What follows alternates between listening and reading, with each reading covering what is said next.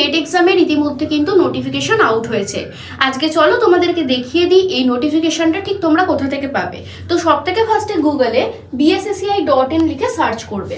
Search করার পর তোমরা এরকম একটা ইন্টারফেস পাবে এবং সেখানেই তোমরা আপডেট বলে একটা অপশন পাবে। সেখানে একদম প্রথমেই তোমরা দেখতে পাচ্ছ লেখা রয়েছে ইউজিসি নেট 2026 নোটিফিকেশন আউট।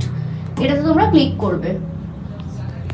তারপরে তোমাদের কিন্তু এই পেজটা খুলে যাবে এবং স্ক্রল করার পর একদম নিচে কিন্তু ডাউনলোড নাও বলে একটা অপশন পাবে। এখান থেকে স্ক্রল করার পর ডাউনলোড করলেই কিন্তু তোমরা নোটিফিকেশনটা পেয়ে যাচ্ছ। নোটিফিকেশন আমরা একবার দেখে নিই যে কি বলা হয়েছে।